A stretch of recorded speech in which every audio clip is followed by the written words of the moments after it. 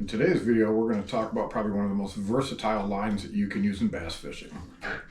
Braided line.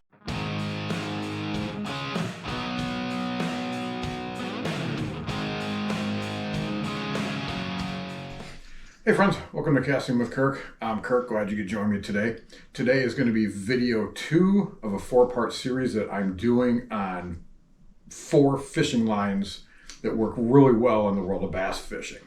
The previous videos I did one where I just went over a general of all 4 of them, and then I just recently put out one that was just strictly monofilament, and today we're talking strictly braided line. One of the biggest difference and characteristics it has compared to other fishing lines is there's no stretch to this stuff.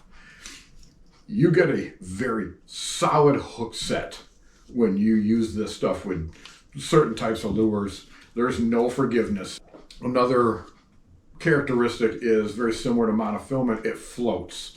You can use it really good for a lot of top water applications, which we'll talk about here in just a little bit. The sinking, it takes quite a while to sink. You can get extremely long casts with braided fishing line. Some of the thinner diameters that you can use on a spinning reel, it will throw weightless worms what seems like a country mile. It's very smooth, and it goes on really nice on bait casters. Again, you get really long distance casts, especially when you're fishing things like top waters and you want that distance. It's another line like monofilament that is extremely abrasion resistant, especially when you use it around like lily pads and thick slop weeds. It cuts right through that stuff. You can run it up around docks. It takes a while for it to fray apart.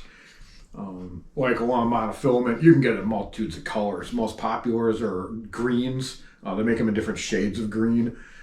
You can get it in gray. You can get it in bright colors like red and yellow. Yellow is becoming extremely popular to use on your spinning reels, where you add just a smaller diameter fluorocarbon, which we'll talk in a later video, the reason for using fluorocarbon with that. But the yellow braided line, it gives you that solid hook set, and it shows up really, really well above the water.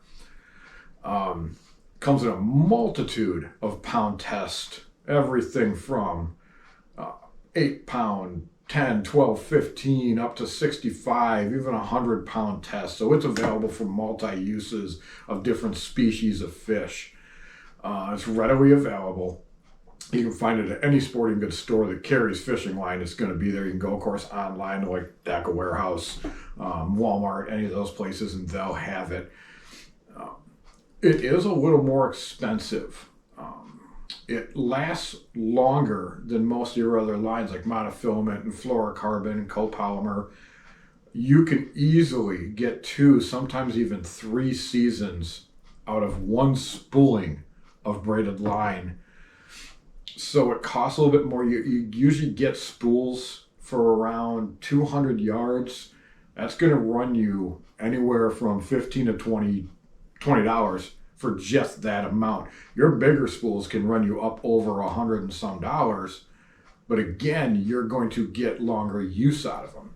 One tip that you can do to get a longer usage out of them from season to season is you take a bait caster, say, and you take another bait caster and wind it onto that other bait caster, because all the fresh line that hasn't been used yet is down below, and now that's going to be your top line on your secondary bait caster. Some of the lures that I love to throw on braided line, because of the areas I'm fishing, might be heavier slop, heavier wooded areas. You get a really solid hook set, are things like chatterbaits, things like a football jig or a flipping jig that I'm using around rocks, around docks, in those heavy wooded sloppy areas. It works really well to get a solid hook set on them. When I'm Texas rigging craw lures, or even a Texas rigged soft plastic, like, the 5-inch stick bait, works really good again for flipping and pitching around that slop, around those rocks and stuff. Top water works phenomenal for your buzz baits. You can get a long cast and a good solid hook set when the bass hits that. Swim jigs, swimming them through slop, swimming them over the tops of the weeds. Again, solid hook set on it because there's that no stretch. Two of the most popular lures and techniques to use braided line with is hollow-bodied frogs that you're swimming over the top of slop, and your horny toads, or basically you're kicking solid body frogs as you're swimming these over the tops and through the lily pads and over the weeds. Bass blow up on these, and it's almost like a violent type of strike and battle now that you're in. With these types of lures, you're going to that heavier poundage. You're going from 40, 50, even up to 65 pound braid, usually on bait casters when you're using that high of strength. You can go 30, 40 pounds on a spinning reel, and it's going to give you plenty of hook set power on these types of lures. Now, there is a thing called I guess you would call it braid to mono ratio when it comes to spooling up with braided line. So you're using, say, 50 pound braid. 50 pound braid has the equivalent diameter of a 12 pound monofilament. So it's a thinner fishing line in the pound test compared to a monofilament. Most of the time on my spinning rods, I'll use a 20 pound, which is going to be equivalent to 8 pound monofilament, 30, which is right around 10 pounds. So you can spool up more braid, yet have that same diameter as the equivalent monofilament. I hope that makes sense. There's charts that you can look up online that'll tell you that kind of stuff. Now, certain techniques and areas I wouldn't use braided line. I mean, you could get away with it. I believe, and it's a thought that is believed by a lot of fishermen, that fish in extremely clear water can see braided line. It shows up as an unnatural thing with the lure. If you did, I'd go with a fluorocarbon leader, which we'll discuss in a later video. And I also would not use it with crankbaits.